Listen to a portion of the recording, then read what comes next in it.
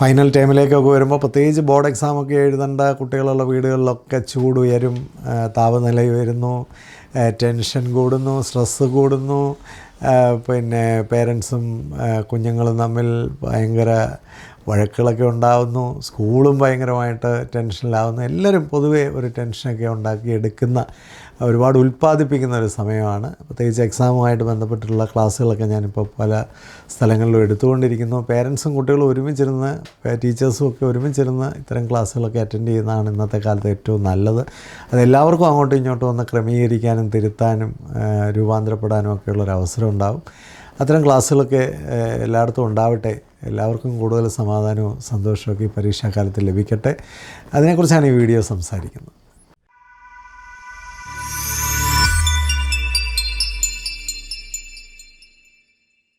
കഴിഞ്ഞ ദിവസം സീനിയറായിട്ടുള്ള കുട്ടികൾ, പ്രത്യേകിച്ച് ബോർഡ് എക്സാമിന് വേണ്ടി തയ്യാറാകുന്ന 10ലെയും 12ലെയും കുട്ടികളും അവരുടെ പേരൻസും ഒരുമിച്ചിരുന്ന ഒരു പ്രോഗ്രാം കണ്ണൂരിലുള്ളൊരു സ്കൂളാണ് സംഘടിപ്പിച്ചത്. വളരെ പോസിറ്റീവായിട്ടുള്ളൊരു പ്രോഗ്രാമായിട്ട് തോന്നി. കാരണം കുട്ടികളും പേരൻസും ഒരുമിച്ച് വീട്ടിൽ പോലും പലപ്പോഴും ഒന്നിരിക്കാൻ സാവകാശം കിട്ടാത്ത ഈ കാലത്ത് അവരൊരുമിച്ച് ഒരു ക്ലാസ്സിന് വേണ്ടി ഇരുന്നു എന്ന് പറയുന്നത് തന്നെ വളരെ നല്ലൊരു അനുഭവമായിരുന്നു. അപ്പോൾ പരീക്ഷ അടുത്ത് വരുംതോറും പേരൻസിനാണ് കൂടുതൽ പേടി. കുട്ടികളിൽ അത്ര പേടിയൊന്നും ഉണ്ടാകുന്നില്ല. കാലമൊക്കെ മാറി. പേരൻസ് വളരെ വറീഡാണ്, സ്കൂൾ വളരെ വറീഡാണ്. അതുകൊണ്ടാണ് ഇത്തരം പ്രോഗ്രാമുകളൊക്കെ ഓർഗനൈസ് ചെയ്യുന്നത്. തീർച്ചയായിട്ടും അങ്ങനെ ഒരു പ്രോഗ്രാമിൽ കൂടുതലായിട്ട് വന്ന പേരൻസിൻ്റെ ഒരു ചോദ്യം, കുട്ടികളൊരു സീരിയസ് ആവുന്നില്ല, 10ലൊക്കെയുള്ള കുട്ടികളാണ്, അവരങ്ങോട്ട് സീരിയസ് ആവുന്നില്ല എന്ന് പല പേരൻസിനും പരാതിയുണ്ട്. ഒരു കാര്യം ഇതിനെപ്പറ്റി പറയാനുള്ളത്, ഒരു കാര്യത്തെപ്പറ്റി ഒരു സീരിയസ് ആകുന്നത്, അല്ലെ ജീവിതത്തിലെ അവരുടെ ഉത്തരവാദിത്തങ്ങളെക്കുറിച്ച് ഒരു സീരിയസ് ആകുന്നത് അവരുടെ ഒരു മെൻ്റൽ ഇമോഷണൽ ഹെൽത്തൊക്കെ വളരെ സ്ട്രോങ് ആയി നിൽക്കുമ്പോഴാണ്. കാരണം നമ്മൾ ഈ സീരിയസ്നെസ് എന്നോ റെസ്പോൺസിബിലിറ്റി എന്നൊക്കെ പറയുന്നത് ഒരു കാര്യപ്രാപ്തി ഉള്ള ഒരു വ്യക്തിയിൽ നിന്നാണ് അത്തരം കാര്യങ്ങളൊക്കെ പ്രതിഫലിക്കുന്നത്. അപ്പോൾ സ്വാഭാവികമായിട്ടും ഒരു 9ാം ക്ലാസ് വരെ നമ്മൾ കുട്ടിയെ ഡെവലപ്പ് ചെയ്ത് കൊണ്ടുവന്നപ്പോൾ ഇത്തരം ഫാക്ടേഴ്സൊന്നും ശ്രദ്ധിക്കാതിരുന്നാൽ 10ാം ക്ലാസ്സിൽ പെട്ടെന്ന് സ്വിച്ച് ഇട്ടതുപോലെ ഈ കഴിവുകളൊന്നും കുട്ടികളിലേക്ക് വരില്ല. അപ്പോൾ പേരൻസ് കുട്ടിക്ക് സീരിയസ്നെസ് ഇല്ല എന്നൊക്കെ പറയുമ്പോൾ കുട്ടി അത്രയൊക്കെ ഡെവലപ്പായിട്ടുള്ളൂ. പിന്നെ 15 വയസ്സിലെ ഒരു സീരിയസ്നെസ് എന്നൊക്കെ പറയുന്നത് പേരൻസ് തന്നെ ഒന്ന് ആലോചിക്കുന്നത് നല്ലതാണ്. അവർ 15 വയസ്സിലെന്തും വേണ്ടി സീരിയസ് ആയിരുന്നു എന്നൊക്കെ ഒന്ന് ആലോചിക്കുന്നത് നല്ലതാണ്. പിന്നെ പല പേരൻസും അതിനെപ്പറ്റി പറയുന്നത്, സാറേ കാലം മാറിയില്ല, കാലം മാറുന്നതേ ഉള്ളൂ, കുട്ടികളുടെ മോഡലിലൊന്നും അന്നും ഇന്നും ഒരു മാറ്റവും ഇല്ല. കാലം മാറുന്നു എന്നുള്ളത് കൊണ്ട് നമുക്ക് കുട്ടികളിൽ പെട്ടെന്ന് മാറ്റങ്ങൾ ഫോഴ്സ് ചെയ്യാൻ പറ്റില്ല. പിന്നെ കുട്ടികളിൽ എന്ത് കാണണം, 15 വയസ്സിൽ എന്ത് കാണണമെന്ന് ഒരു 10 വയസ്സിലെങ്കിലും ആഗ്രഹിക്കുകയും അതിനുവേണ്ടി പ്രവർത്തിക്കുകയും ചെയ്തെങ്കിൽ മാത്രമേ അത്തരത്തിലുള്ള അഭിലഷണീയമായ മാറ്റങ്ങളൊക്കെ കുട്ടികളിൽ കുറച്ചെങ്കിലും സൃഷ്ടിച്ചെടുക്കാനായിട്ട് പറ്റുള്ളൂ. ബാക്കിയൊക്കെ ബേസ്ഡ് ഓൺ ഒരു കുട്ടിയുടെ ഇമോഷണൽ ഇൻ്റലിജൻസ്, ഒരു മെൻ്റൽ ഹെൽത്ത്, പേഴ്സണാലിറ്റി ഡെവലപ്മെൻറ്റ്, ഇതിനെയൊക്കെ ആശ്രയിച്ചുകൊണ്ടിരിക്കും. കുട്ടിക്ക് എന്തെങ്കിലുമൊക്കെ ഡെഫിഷ്യൻസീസും കുറവുകളും ഒക്കെ ഉണ്ടെങ്കിൽ അതിൻ്റെ കുറവുകൾ ഈ പറയുന്ന കാര്യപ്രാപ്തിയിലൊക്കെ കാണുമെന്നുള്ളതാണ് ഒരു പ്രധാനമായൊരു വിഷയം. പിന്നെ മാർക്ക് കുറഞ്ഞാൽ ഭാവിയുണ്ടോ എന്നാണ് പല പേരൻസും ചോദിക്കുന്നൊരു കാര്യം. ഞാനൊരു കാര്യം പേരൻസിനോട് പറയാൻ ആഗ്രഹിക്കുന്നത്, നമുക്ക് ഒരു കുട്ടിയുടെ ഒരു പെർഫോമൻസിൽ ഒരു 10ാം ക്ലാസ്സിലോ 12ാം ക്ലാസ്സിലോ ഒക്കെ വരുമ്പോൾ സാധാരണഗതിയിൽ സ്കൂൾ നല്ല എഫേർട്ട് ഇടുന്നുണ്ട്, കുട്ടികൾ നല്ല എഫേർട്ടൊക്കെ എന്തായാലും ഇടും, കുറേയൊക്കെ അവരും സീരിയസ് ആണ്, പേരൻസും അതിനുവേണ്ടി സപ്പോർട്ടും ഒക്കെ ചെയ്താൽ ഒരു 20% ആയിട്ടുള്ള ഒരു ഡിഫറൻസ് എന്തായാലും ഉണ്ടാകും. ഇപ്പോൾ ഒരു 60% വാങ്ങിക്കുന്ന ഒരു കുട്ടിക്ക് ഒരു 80% വരെയൊക്കെ എത്താൻ പറ്റും. അങ്ങനെ ഒരു 20% റിസൾട്ടൊക്കെ മാക്സിമം കുട്ടികളിലൊരു ഡിഫറൻസ് ഉണ്ടാകും. അല്ലാതെ അത്ഭുതങ്ങളൊക്കെ നമ്മൾ അമിതമായിട്ട് പ്രതീക്ഷിച്ചിട്ട് കാര്യമില്ല. പിന്നെ ആ കിട്ടുന്ന മാർക്ക് വെച്ചിട്ട് അവർക്ക് കിട്ടാവുന്ന ഫർദർ പോസിബിലിറ്റീസൊക്കെ കൊടുക്കുന്നതാണ് ഏറ്റവും നല്ലത്. പലപ്പോഴും പേരൻസ് ചെയ്യുന്നത് എന്താണെന്ന് ചോദിച്ചാൽ, മാർക്ക് കുറഞ്ഞു കഴിഞ്ഞാൽ പണം കൊടുത്തും അല്ലെങ്കിൽ സ്വാധീനം കൊണ്ടും ഒക്കെ അവർക്ക് ചേരാത്തതും അവർക്ക് പറ്റാത്തതുമായ കോഴ്സുകളൊക്കെ വാങ്ങിച്ചു കൊടുക്കുകയും അത് കൂടുതൽ തുടർ ദുരന്തങ്ങൾ സൃഷ്ടിക്കുകയും ചെയ്യും. ഒരു കുട്ടിക്ക് 50% മാർക്കേ ഉള്ളെങ്കിൽ ആ കുട്ടിക്ക് കിട്ടാവുന്നൊരു കോഴ്സ് എടുത്ത് കൊടുക്കുന്നതാണ് ഐഡിയൽ. പിന്നെ അത്തരം കോഴ്സുകളൊക്കെ പഠിച്ചാൽ ഭാവിയുണ്ടോ എന്നൊക്കെ ചോദിക്കുന്ന പേരൻസിനോട് എനിക്ക് പറയാനുള്ളത്, നിങ്ങൾക്കറിയാൻ വയ്യാത്ത ഒത്തിരി കാര്യങ്ങളും ഒത്തിരി സംഭവങ്ങളൊക്കെ ഈ കരിയർ മേഖലകളിൽ മാറിക്കൊണ്ടിരിക്കുകയാണ്. ഇപ്പോൾ ഒരു 30 വർഷം മുമ്പുള്ള കാര്യങ്ങളൊന്നും അല്ല ഇന്ന് സംഭവിച്ചുകൊണ്ടിരിക്കുക. എല്ലാത്തരം കോഴ്സുകൾ പഠിച്ചവർക്കും സാധ്യതകളുണ്ട്, അല്ലെങ്കിൽ ഏതെങ്കിലും ഒരു പർട്ടിക്കുലർ കോഴ്സ് പഠിച്ചതുകൊണ്ട് എന്തെങ്കിലും സാധ്യതകൾ ഇല്ലതാനും. അപ്പോൾ അതുകൊണ്ട് കുട്ടികളെ സംബന്ധിച്ച് കുട്ടികൾക്ക് ഏബിളായിട്ടുള്ള കാര്യങ്ങൾ പഠിക്കാൻ പോകുന്നതാണ് ഏറ്റവും നല്ലത്. ഇപ്പം കഴിഞ്ഞ ദിവസം ഞാനൊരു പയ്യനെ കണ്ടു, അവൻ ഹോട്ടൽ മാനേജ്മെൻറ്റ് പഠിക്കുന്നു. അപ്പോൾ ഞാൻ അവനുമായിട്ട് സംസാരിച്ചപ്പോൾ അവൻ വളരെ ഹാപ്പിയാണ്. അവനെ സംബന്ധിച്ച് അവന് പഠിക്കാൻ പറ്റുന്നൊരു കോഴ്സാണ്, അവനതിൽ വളരെ ഹാപ്പിയാണ്. അപ്പോൾ ഞാൻ അവനോട് പറഞ്ഞു, മോനെ ആദ്യത്തെ ഒരു 6-7 വർഷം നല്ല കട്ടിപ്പണിയായിരിക്കും. അപ്പോൾ അത് അവൻ മനസ്സിലാക്കിയിട്ട് തന്നെയാണ് പോയിരിക്കുന്നത്. അപ്പോൾ അവനതിന് വേണ്ടി പ്രിപ്പയർഡാണ്. അപ്പോൾ ആദ്യകാലത്തൊക്കെ വളരെയധികം ടഫായിട്ടുള്ള ഒരു ജോലിയാണ് ഹോട്ടൽ ഫീൽഡ് എന്നൊക്കെ പറയുന്നത്. പ്രത്യേകിച്ച് ഒരു ഫ്രണ്ട് ലൈൻ വർക്ക് ഫോഴ്സിൽ നമ്മൾ നിൽക്കുമ്പോൾ രാവിലെ ചെല്ലാനേ ഉള്ള സമയം, രാത്രിയിൽ ആ പ്രോഗ്രാമുകളെല്ലാം ഹോട്ടലിലെ കഴിഞ്ഞ് വൈൻഡപ്പായി എല്ലാം ക്ലിയർ ചെയ്തതിന് ശേഷം മാത്രമേ നമുക്ക് അവിടുന്ന് റിട്ടയർ ചെയ്യാനായിട്ട് പറ്റുള്ളൂ. അപ്പോൾ അങ്ങനെ വരുമ്പോൾ സ്വാഭാവികമായിട്ടും ഒരുപാട് മണിക്കൂർ ചിലപ്പോൾ ജോലി ചെയ്യേണ്ടവരും. പിന്നെ ഇന്ന് ഹോട്ടൽ ഫീൽഡിൽ തന്നെയുള്ള വേറൊരു പയ്യൻ, അവന് പേരൻസൊക്കെ വലിയ സ്വപ്നങ്ങളൊക്കെ കൊടുത്ത് വിട്ടാണെന്ന് തോന്നുന്നു. അവൻ എൻ്റെ അടുത്ത് പറയുന്നത് 2 വർഷമായുള്ള അവൻ ഹോട്ടൽ ഫീൽഡിൽ എത്തിയിട്ട്, പക്ഷേ അവൻ പറയുന്ന വർക്ക് ലൈഫ് ബാലൻസ് ഇല്ല എന്നൊക്കെയാണ്. ഞാൻ പറഞ്ഞ എൻ്റെ പൊന്നുമോനെ, അങ്ങനെയുള്ള യാതൊരു ബാലൻസും ആദ്യത്തെ കാലത്തുണ്ടാകാൻ പോകുന്നില്ല. പിന്നെ ഇപ്പോൾ ഇതിൻ്റെ കൂടെ ഒറ്റയാളായിട്ട് ജീവിക്കുന്നു. കുടുംബമൊക്കെ ആകുമ്പോഴത്തേക്ക് നമ്മളൊരു പ്രൊമോഷനോ 1-2 പ്രൊമോഷനൊക്കെ കിട്ടിക്കഴിയുമ്പോൾ കുറച്ചുകൂടെ നമുക്ക് കാര്യങ്ങളൊക്കെ ഡെലിഗേറ്റ് ചെയ്യാനും കുറച്ചുകൂടെ കാര്യങ്ങളൊക്കെ ഒന്ന് ഡിവൈഡ് ചെയ്ത് മറ്റുള്ളവരെ കൊണ്ട് ചെയ്യിക്കാനും ഒക്കെ പറ്റുന്ന ഒരു സീനിയർ ലെവലിലേക്കൊക്കെ നമ്മൾ എത്തിക്കഴിഞ്ഞാൽ നമുക്ക് ഈ പറയുന്നതൊക്കെ ആസ്വദിക്കാൻ കഴിയും. കയറുന്ന ഉടനെ തന്നെ വർക്ക് ലൈഫ് ബാലൻസും ഒന്നും പ്രതീക്ഷിക്കരുത് എന്ന് ഇതിൻ്റെ കൂടെ ഒന്ന് കൂട്ടി പറഞ്ഞു എന്നേ ഉള്ളൂ. പരീക്ഷ പേടിയുള്ള ധാരാളം കുട്ടികളുണ്ട്. പരീക്ഷ പേടി എന്ന് പറയുമ്പോൾ പലപ്പോഴും കുട്ടികളിൽ പരീക്ഷയ്ക്ക് മാത്രമല്ല പേടി, പൊതുവേ അവർ ജനറലി പേടിയുള്ള കുട്ടികളായിരിക്കും. പലപ്പോഴും അവരുടെ പേരൻസിൽ നോക്കുമ്പോൾ പേരൻസിലും ആരെങ്കിലും ഒരാൾ ഈ പേടിയുള്ളവരായിരിക്കും. അവരുടെ ആ പേടിയാണ് ഇവർക്ക് പകർന്ന് കൊടുക്കുന്ന ഫലം. ഇപ്പം പരീക്ഷ പേടിയുള്ള കുട്ടികളെ സംബന്ധിച്ച് നമ്മൾ അവരെ കൈകാര്യം ചെയ്യുന്നത് വളരെ കോൺഫിഡൻസോടുകൂടി ആയിരിക്കണം. നല്ല ധൈര്യം കൊടുക്കുക, അവരെ കൂടുതൽ റിലാക്സ് ചെയ്യാൻ അവസരം കൊടുക്കുക. അവരെ കാണുമ്പോൾ പരീക്ഷയെക്കുറിച്ച് അവരെ നമ്മളും കൂടെ പേടിപ്പിച്ച് കഴിഞ്ഞാൽ അവർക്ക് കൂടുതൽ പ്രശ്നങ്ങളുണ്ടാകും. പിന്നെ എന്തെങ്കിലും കൺട്രോൾ ചെയ്യാൻ പറ്റാത്തത്ര പേടിയൊക്കെ ഉണ്ട് എന്നുണ്ടെങ്കിൽ തീർച്ചയായിട്ടും ഒരു പ്രൊഫഷണൽ ഹെൽപ്പൊന്നും എടുക്കുന്നതുകൊണ്ട് ഒരു തെറ്റുമില്ല. പേരൻസ് വളരെ സൂക്ഷിക്കുക, പേരൻസ് അവരെ കൂടുതൽ കുഴപ്പത്തിലാക്കാതിരിക്കാൻ ശ്രമിക്കുക, വളരെ റിലാക്സ്ഡായിട്ട് പരീക്ഷ എഴുതാൻ അവരെ സഹായിക്കുക. റിസൾട്ടിൽ നിന്ന് വലിയ കാര്യങ്ങളില്ല, നല്ല എഫേർട്ട് ഇടുക, അത്രയും മാത്രം മതി, ബാക്കിയൊക്കെ ദൈവം നോക്കിക്കോളൂ എന്നൊക്കെ പറയുന്ന പേരൻസ് ഉണ്ട്. ചിലവരങ്ങനെയല്ല, ഭയങ്കരമായിട്ട് പേടിയുള്ള കുട്ടികളെ വീണ്ടും പേടിപ്പിക്കും. പേടിയുള്ള കുട്ടികളെ കൂടുതൽ പേടിപ്പിച്ചാൽ നെഗറ്റീവ് റിസൾട്ട് ഉണ്ടാവാനാണ് സാധ്യതകൾ കൂടുതൽ. അതുകൊണ്ട് പേടിപ്പിക്കാതിരിക്കുക, റിലാക്സ് ചെയ്യാൻ അനുവദിക്കുക. കുറച്ചൊക്കെ അവരുടെ ഒരു കംഫോർട്ടബിളായിട്ടൊക്കെ ഒന്ന് ഫിനിഷ് ചെയ്യാനായിട്ട് അവർ സഹായിക്കുക. പേടിയുള്ള കുട്ടികളെ സംബന്ധിച്ച് അവർക്ക് നല്ല ന്യൂട്രിറ്റീവായിട്ടുള്ള ഫുഡ് കൊടുക്കാനും അവർക്ക് അത്യാവശ്യം ഉറക്കം, വ്യായാമം, ഇങ്ങനെയുള്ള കാര്യങ്ങളൊക്കെ അവർക്കുണ്ടെന്ന് ഉറപ്പ് വരുത്താനും, പിന്നെ എന്തെങ്കിലും ഒരു വിഷയം അമിതമായി പേടിയുണ്ടെങ്കിൽ അതിന് അഡീഷണലായിട്ട് കുറച്ച് ഹെൽപ്പൊക്കെ അറേഞ്ച് ചെയ്ത് കൊടുക്കാനും ഒക്കെ ശ്രമിച്ചാൽ തീർച്ചയായിട്ടും പേടിയൊക്കെ ഒന്ന് പരീക്ഷ ആകുമ്പോഴത്തേക്കൊന്ന് കുറഞ്ഞു വരും. എന്തായാലും 1-2 മാസം കൂടി ഇനി സമയമുണ്ടല്ലോ. ചില കുട്ടികളെ പറ്റി പറയുന്നത് അവർക്ക് ഒരു പേടിയില്ല എന്നുള്ളതാണ്. അതും വളരെ രസകരമായൊരു കാര്യമാണ്. ചില കുട്ടികൾ അവരുടെ ഒരു ഇമോഷണൽ ഇൻ്റലിജൻസ് ആ ലെവലിലാണ്. അവർക്കൊരു എമ്പതി ഒന്നും വലിയതായിട്ടുള്ള കുട്ടികളായിരിക്കത്തില്ല.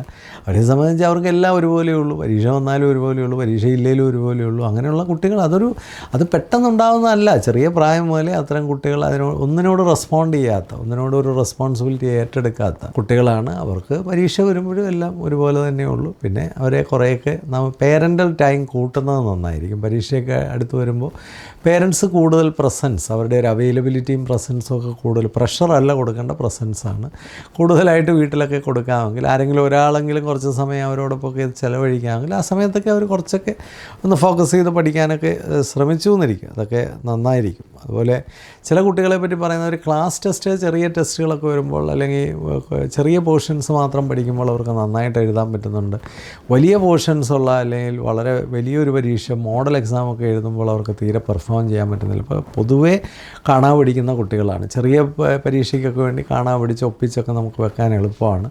ഒരുപാട് സിലബസുള്ള പരീക്ഷകൾ എഴുതുമ്പോൾ നമുക്ക് ഈ കാണാപിടുത്തം കൊണ്ടൊന്നും കാര്യം നടക്കത്തില്ല. കാര്യങ്ങൾ മനസ്സിലാക്കി പഠിച്ചവർക്കേ നേരം നന്നായിട്ട് പെർഫോം ചെയ്യാൻ പറ്റുള്ളൂ. അപ്പോൾ ആ പരീക്ഷയ്ക്ക് വേണ്ടിയുള്ള ശീലിപ്പിക്കൽ തന്നെ വളരെ ഒരു ലോങ് ടേം പെർസ്പെക്റ്റീവിൽ വേണം ചിന്തിച്ച് പരീക്ഷയ്ക്ക് വേണ്ടിയ കുട്ടികളെ ഒരുക്കാൻ. തൽക്കാലം ഈ വർഷത്തെ പരീക്ഷ എങ്ങനെയെങ്കിലും ഒപ്പിച്ചെടുക്കാനായിട്ട് നടക്കുന്ന കുട്ടികളാണ്. പിന്നീട് അങ്ങോട്ട് മേളോട്ട് വരുമ്പോൾ അവർക്ക് വലിയ വലിയ പരീക്ഷകളൊക്കെ വരുമ്പോൾ ഒരു കൂടുതൽ പുവർ പെർഫോമേഴ്സായി മാറാനുള്ള സാധ്യതകളുണ്ട്. പഠിക്കുന്നത് നന്നായിട്ട് മനസ്സിലാക്കിയൊക്കെ പഠിച്ച് റിലാക്സ്ഡായിട്ട് പോയി പരീക്ഷ എഴുതാൻ അവരെ സഹായിക്കുകയാണ് ഇത്തരം കാര്യത്തിലൊക്കെ വേണ്ടത്.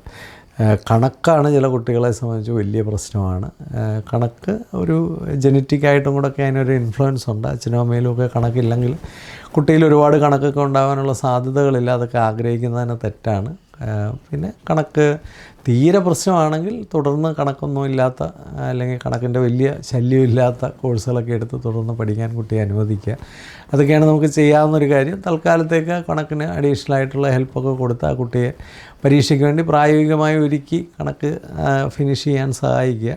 കണക്കൊക്കെ ചെയ്ത് പഠിക്കാൻ, കൂടുതൽ സമയം ഇരുന്ന് ചെയ്ത് പഠിക്കാനും കൂടുതൽ പ്രാക്ടീസ് ചെയ്യാനും ഒക്കെ അവരെ എക്യുപ്പ് ചെയ്യുക. കണക്കൊക്കെ ചെയ്യുമ്പോൾ അതിൻ്റെ എല്ലാ സ്റ്റെപ്പിനും മാർക്കുണ്ട്, അല്ലാതെ അതിൻ്റെ ഫൈനൽ സ്റ്റെപ്പിന് മാത്രമല്ല മാർക്ക്. ഇപ്പോൾ കണക്കൊക്കെ ഒരു ക്വസ്റ്റ്യൻ വന്നു കഴിഞ്ഞാൽ പല കുട്ടികളും കണക്ക് ക്വസ്റ്റ്യൻ ശരിക്കും വായിച്ച് മനസ്സിലാക്കാതെ ആൻസർ എഴുതുന്നു എന്നുള്ളത് വലിയൊരു കുഴപ്പമാണ്. പ്രത്യേകിച്ച് ഇപ്പോഴത്തെ കുട്ടികൾ മുഴുവൻ ക്വസ്റ്റ്യൻ വായിച്ച് മനസ്സിലാക്കിയിട്ട് പലപ്പോഴും പരീക്ഷ എഴുതുന്ന രീതി പല കുട്ടികളിലും ഇല്ല. അത് കണക്ക് പരീക്ഷയ്ക്ക് വലിയ കുഴപ്പം ചെയ്യും. അപ്പോൾ കാര്യങ്ങൾ കൃത്യമായിട്ട് മനസ്സിലാക്കി കഴിഞ്ഞാൽ ആ വാല്യൂസൊക്കെ തന്നെ കറക്റ്റായിട്ട് സബ്സ്റ്റിറ്റ്യൂട്ടൊക്കെ ചെയ്ത് വളരെ സിസ്റ്റമാറ്റിക്കായിട്ട് ആ കാൽക്കുലേഷൻസൊക്കെ ചെയ്ത് ഇനി ആ ഫൈനൽ ആൻസർ തെറ്റിപ്പോയാലും ആ ചെയ്തിടം വരെയുള്ള കാര്യങ്ങൾക്കൊക്കെ നിങ്ങൾക്ക് മാർക്ക് കിട്ടും.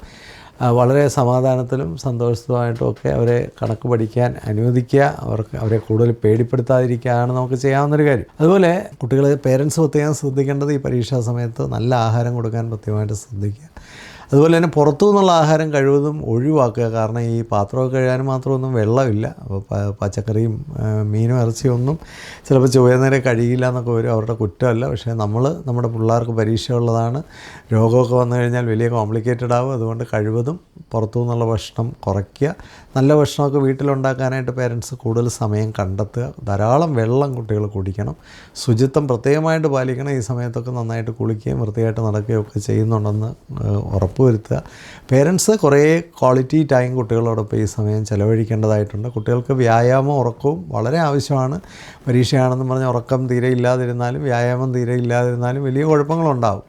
അതുപോലെ ഈ രാത്രികാല പഠനം എന്നൊക്കെ പറഞ്ഞ് ഈ ട്യൂട്ടർ കോളേജിൻ്റെയൊക്കെ പുറത്ത് കെട്ടിക്കയറി കിടക്കുന്ന പരിപാടിയൊക്കെ സത്യം പറഞ്ഞാൽ ഒരു ദുരന്തമാണ്. വീട്ടിൽ തന്നെ ഇരുന്ന് ഇനിയുള്ള സമയം പഠിക്കാൻ കുട്ടികൾ പഠിക്കുന്നതാണ് ഒരു നല്ല സംസ്കാരവും ഒരു നല്ല വിദ്യാഭ്യാസ രീതിയും. ഇങ്ങനെയൊക്കെ അമിതമായി ഏതെങ്കിലും സ്ഥാപനത്തെയൊക്കെ ആശ്രയിക്കുന്ന കുട്ടികളിൽ ഞാൻ കാണുന്നത് അവർക്കൊരു നിലവാരവും പിന്നീട് ഇല്ലാതാവുന്നു എന്നുള്ളതാണ്. അപ്പോൾ അതൊക്കെ വേണമെങ്കിൽ മാത്രം എല്ലാം ആലോചിച്ച് ചിന്തിച്ച് ചെയ്യുക എന്നുള്ളതാണ്. വീട്ടിലൊരു ചിട്ടയും ക്രമമൊക്കെ ഉണ്ടാവുക, എല്ലാം ഒരു ഓർഡറിലാക്കുക, കൂടുതൽ സമയം പേരൻസ് വീട്ടിൽ ചിലവഴിക്കുക, നല്ല ആഹാരമൊക്കെ വീട്ടിലുണ്ടാക്കുക, കുട്ടികൾക്ക് ഇടയ്ക്കിടയ്ക്കൊക്കെ വെള്ളമൊക്കെ കുടിക്കുന്നതെന്ന് ഉറപ്പ് വരുത്തുക. കൂടുതൽ സമയം വീട്ടിൽ തന്നെ ഇരുന്ന് കുട്ടികൾ പഠിക്കുന്നുണ്ട് എന്നുള്ളതും കൂടുതൽ ഉറപ്പാക്കുക. പഠിക്കുന്ന സമയം ക്വാളിറ്റേറ്റീവായിട്ട് പഠിക്കുക. എത്ര നേരം പഠിച്ചു എന്നുള്ളതിനേക്കാൾ എത്ര ഡീപ്പായിട്ട് മനസ്സിലാക്കി പഠിച്ചു എന്നുള്ളത് വളരെ പ്രധാനമായ കാര്യമാണ്. എന്തെങ്കിലും ഒരു ടഫ് സബ്ജക്റ്റ് കുട്ടികൾക്കുണ്ടെങ്കിൽ അതിൻ്റെ ചുറ്റുമായിരിക്കും പരീക്ഷാ പേടിയൊക്കെ പലപ്പോഴും ഉണ്ടാകുന്നത്. ഒന്നോ രണ്ടോ ടഫ് സബ്ജക്റ്റൊക്കെ ഉണ്ടെങ്കിൽ അതിനൊക്കെ അത്യാവശ്യം ഒരു ഹെൽപ്പൊക്കെ വേണ്ട രീതിയിലൊക്കെ ഒരുക്കി കൊടുക്കുക. ട്യൂഷന് പോകുന്നു എന്നൊക്കെയാണ് പലരും പറയുന്നത്. ആ ട്യൂഷൻ പോകുന്നിടത്തുനിന്നും പ്രത്യേകിച്ച് കുട്ടികൾക്കൊന്നും കിട്ടുന്നില്ലെങ്കിൽ അവരുടെ പേടി ഇങ്ങനെ കണ്ടിന്യൂ ചെയ്തുകൊണ്ടേയിരിക്കും. അപ്പോൾ കുട്ടികളെ അവരുടെ ലെവലിലേക്ക് ഇറങ്ങിച്ചെന്ന് അവരെ ഒന്ന് ഹെൽപ്പ് ചെയ്യാൻ പറ്റുന്ന രീതിയിൽ ആരെങ്കിലുമൊക്കെ ഒന്ന് ഓർഗനൈസൊക്കെ ചെയ്ത് കൊടുക്കുകയും പേരൻസിനും അവരാൽ കഴിയാവുന്ന രീതിയിൽ കുട്ടികളുടെ ആ പഠനത്തിലൊക്കെ സഹായിക്കുകയൊക്കെ ചെയ്താൽ ആ പരീക്ഷാ പേടിയൊക്കെ ഒന്ന് കുറഞ്ഞു വരും എന്നുള്ളതാണ്. കുട്ടികൾ ഫോക്കസ് ചെയ്യാൻ പഠിപ്പിക്കുക. ഈ പരീക്ഷാ കാലം തന്നെ നല്ല ഒരു പേഴ്സണാലിറ്റി ഡെവലപ്മെൻറ്റ് ടൈം കൂടെയാണ്. കാരണം കുട്ടികൾ എക്സാമിലേക്ക് അടുക്കും തോറും കൂടുതൽ ഫോക്കസ് ചെയ്യണം. എക്സാമിലേക്ക് അടുക്കും തോറും കുറച്ചുകൂടെ അവരെ ഡിസിപ്ലിൻ, സെൽഫ് കൺട്രോൾ വേണം, ഡിസിപ്ലിൻ വേണം. സോഷ്യൽ മീഡിയയിൽ നിന്നൊക്കെ കുറച്ചൊക്കെ ഒന്ന് ക്രമീകരിച്ച് അവരുടെ അതിലൊക്കെ ഒന്ന് കൺട്രോൾ ഏർപ്പെടുത്തണം. അതൊക്കെ സ്വയം ചെയ്യാൻ കഴിയുന്ന കുട്ടികളാണ് പിന്നീട് നല്ല ലീഡേഴ്സായിട്ട് വരുന്നത്. കാരണം വലിയൊരു ലോകത്തിലേക്ക് അവർ പോകുമ്പോൾ അവിടെ എന്ത് എടുക്കണം, എന്ത് എടുക്കരുത്, എന്ത് കൊള്ളണം, എന്ത് തള്ളണം എന്നൊക്കെ മനസ്സിലാക്കാൻ കഴിയുന്ന അതിനെയാണ് ശരിയായ വിദ്യാഭ്യാസം എന്ന് പറയുന്നത്. അപ്പോൾ ഒരു പരീക്ഷാ കാലമൊക്കെ വരുമ്പോൾ അതിനനുസരിച്ച് ഉയരാനും അതിനനുസരിച്ച് ഉത്തരവാദിത്തങ്ങൾ ഏറ്റെടുക്കാനും ആവശ്യമില്ലാത്ത കാര്യങ്ങളെയൊക്കെ അവോയ്ഡ് ചെയ്യാനും ആവശ്യമുള്ള കാര്യങ്ങളിലേക്ക് കൂടുതൽ ഫോക്കസ് ചെയ്യാനും ഒക്കെ കഴിയുമ്പോഴാണ് നമുക്ക് വേണ്ടത് എന്താണ്, നമ്മൾക്ക് മുൻഗണനയുള്ളത് എന്താണ്, ഏറ്റവും പ്രാധാന്യം അർഹിക്കുന്നത് എന്താണ്, അനാവശ്യമായത് എന്താണ്, ഇങ്ങനെയൊക്കെ വേർതിരിവുകൾ കൃത്യമായി മനസ്സിലാക്കാൻ കഴിയുന്ന കുട്ടികൾക്ക് ജീവിതത്തിൽ കുറേ കൂടി വലിയ നേട്ടങ്ങളൊക്കെ കൈവരിക്കാൻ കഴിയും. അതിനു വേണ്ടിയുള്ളൊരു പരിശീലനവും കൂടാണ് ഈ എക്സാം ടൈം എന്നൊക്കെ പറയുന്നത്. എക്സാമിനെ പേടിക്കുകയല്ല വേണ്ടത്. Exam is an opportunity to perform well. നമ്മൾ കളികളിലൊക്കെ കാണാറുണ്ട്, ആ ഫൈനലിലൊക്കെ വലിയ പെർഫോമൻസ് കാണിക്കുന്ന ആൾക്കാരെ കാണാറുണ്ട്. അതൊക്കെ എന്തുകൊണ്ടാണെന്ന് ചോദിച്ചാൽ അതൊക്കെയാണ് ഒരു എക്സാം ആറ്റിറ്റ്യൂഡ് എന്ന് പറയുന്നത്. ഒരു ഗെയിം ചേഞ്ചേഴ്സ് എന്നൊക്കെ നമ്മൾ വിളിക്കുന്ന ആൾക്കാരുണ്ട്. ആ കളിയുടെ ഗതി തന്നെ മാറ്റിക്കളയും. അതുപോലെ നമ്മുടെ കുഞ്ഞുങ്ങളും പരീക്ഷയ്ക്ക് പോകുമ്പോൾ ആ പരീക്ഷയിലൊക്കെ ചെന്ന് വളരെ സ്മാർട്ടായിട്ട്, വളരെ ക്രിയേറ്റീവായിട്ട്, കൺസ്ട്രക്റ്റീവായിട്ട്, ക്രിറ്റിക്കലായിട്ടൊക്കെ ഇടപെട്ട് അതിൻ്റെ ഏറ്റവും ബെസ്റ്റ് പെർഫോമൻസിലേക്ക് പോകാൻ അവരെ ഹെൽപ്പ് ചെയ്യുക. അതൊരു വലിയ ക്വാളിറ്റിയാണ്. പരീക്ഷയെ പേടിക്കുകയല്ല.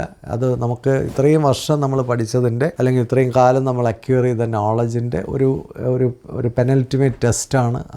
അത് പെർഫോം ചെയ്യുമ്പോഴാണ് ഈ ഇത്രയും കാലത്തെ നമ്മുടെ പരിശീലനങ്ങളൊക്കെ ബലവത്തായി എന്ന് പറയാനായിട്ട് സാധിക്കുള്ളൂ. ഇനി എന്തെങ്കിലും കാരണവശാൽ മാർക്ക് കുറഞ്ഞു പോവോ അല്ലെങ്കിൽ നമ്മൾ വിചാരിക്കുന്ന പോലെ പെർഫോം ചെയ്യാൻ കഴിയാതെ പോവുകയൊക്കെ ചെയ്താൽ അതെവിടെയാണ് മിസ്റ്റേക്ക് വന്നത്, എന്താണ് കുറവ് വന്നതെന്നൊക്കെ അനലൈസ് ചെയ്യുക. ഇപ്പോൾ മോഡൽ എക്സാമൊക്കെ വരുമ്പോൾ മോഡലൊക്കെ നന്നായിട്ട് എഴുതുന്നു, അപ്പോൾ അവിടെ എവിടെയെങ്കിലും കുറവ് വന്നാൽ അതിൽ നിന്നൊക്കെ കാര്യങ്ങൾ അനലൈസ് ചെയ്ത് ലേൺ ചെയ്ത് ഫൈനൽ എക്സാമിന് അത്തരം തെറ്റുകളൊന്നും ആവർത്തിക്കാതിരിക്കാനായിട്ട് ശ്രമിക്കാം.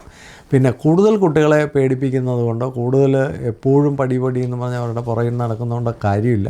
പിന്നെ ജനറലായിട്ട് ഇതുവരെ കുട്ടികൾ എങ്ങനെയാണ് പോയിക്കൊണ്ടിരുന്നത് ആ പാറ്റേണിൽ നിന്ന് ഒരു 20% ഡിഫറൻസൊക്കെ നമ്മൾ പ്രതീക്ഷിച്ചാൽ മതി. ഒരുപാട് വലിയ പ്രതീക്ഷകൾ വെച്ച് പുലർത്തി അവരുടെയും നിങ്ങളുടെയും മനസ്സമാധാനം കളയാതിരിക്കുന്നതാണ് നല്ലത്. എല്ലാവർക്കും നല്ലൊരു എക്സാമിന് വേണ്ടിയുള്ള ഒരു റണ്ണപ്പ് മനോഹരമാകട്ടെ, അതിലേക്കുള്ള ഒരു ആക്സലറേഷൻ ബ്യൂട്ടിഫുൾ ആകട്ടെ എന്ന് ആത്മാർത്ഥമായി ആശംസിക്കുന്നു. എല്ലാവർക്കും നല്ല സമാധാനമുള്ളൊരു പരീക്ഷാക്കാലം ആശംസിക്കും. തുടർന്നും പരീക്ഷയെക്കുറിച്ചും ഒക്കെയുള്ള വീഡിയോസ് ഉണ്ടാവും. ഞാനിങ്ങനെ ഒരു പ്രോഗ്രാം ചെയ്തപ്പോൾ അതിൻ്റെ വെളിച്ചത്തിൽ പെട്ടെന്ന് എല്ലാവരോടും അങ്ങനെ ഒരു ടോക്ക് കൊടുക്കണമെന്ന് തോന്നിയുകൊണ്ടാണ് ഇങ്ങനെ ഒരു വീഡിയോ ഇന്നിട്ടത്. മറ്റുള്ളവർക്കൂടൊക്കെ ഒന്ന് ഷെയർ ചെയ്ത് കൊടുക്കുക. പ്രത്യേകിച്ച് ബോർഡ് എക്സാമൊക്കെ എഴുതുന്ന കുട്ടികളും പേരൻസും ഒക്കെ ഉള്ള വീട്ടിലെ ഫ്രണ്ട്സിനും ഒക്കെ ഒന്ന് ഷെയർ ചെയ്ത് കൊടുക്കുക. എല്ലാവർക്കും സന്തോഷം നേരുന്നു. Happy living.